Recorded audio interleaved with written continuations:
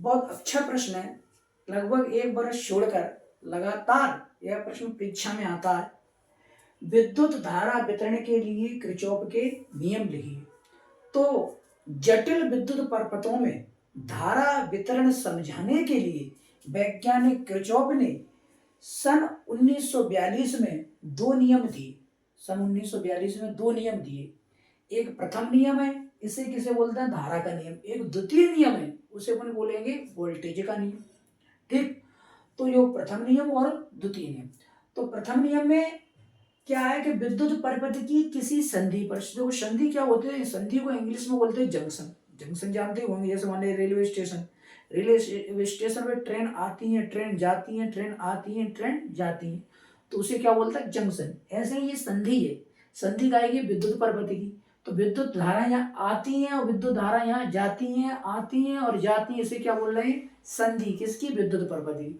तो किरचॉफ बोल रहे हैं कि विद्युत परिपथ की किसी संधि पर, विद्युत परिपथ की किसी संधि पर मिलने वाली समस्त धाराओं का बीजगणितीय योग शून्य होता है, अर्थात सिग्मा आई बराबर 0।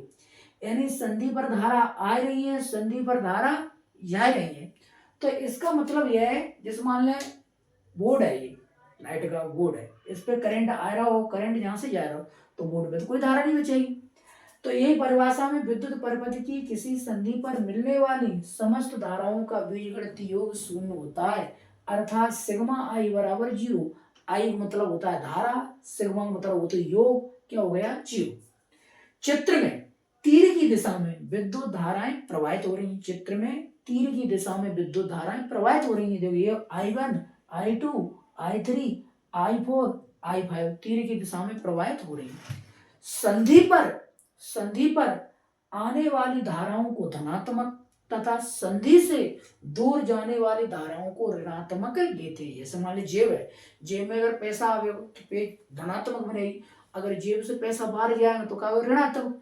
अगर धारा आती है उन्हें धनात्मक और धारा जाती है उन्हें ऋणात्मक।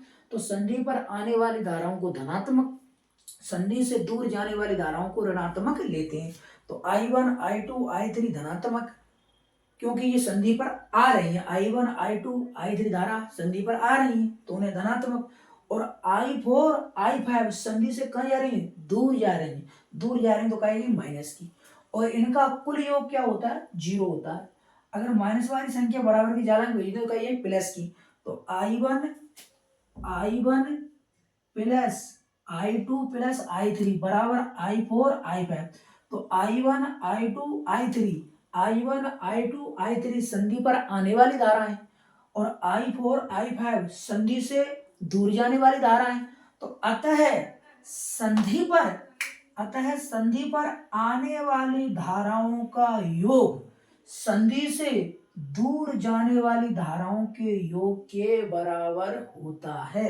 अतः संधि पर आने वाली धाराओं का योग संधि से दूर जाने वाली धाराओं के योग के बराबर होता है। ठीक, तो चैनल को सब्सक्राइब करें और कमेंट करें, और कोई समस्या हो तो मुझे बताइए।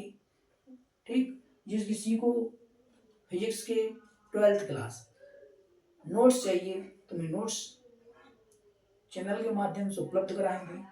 ठीक, शेष धन्यवाद आपके लिए।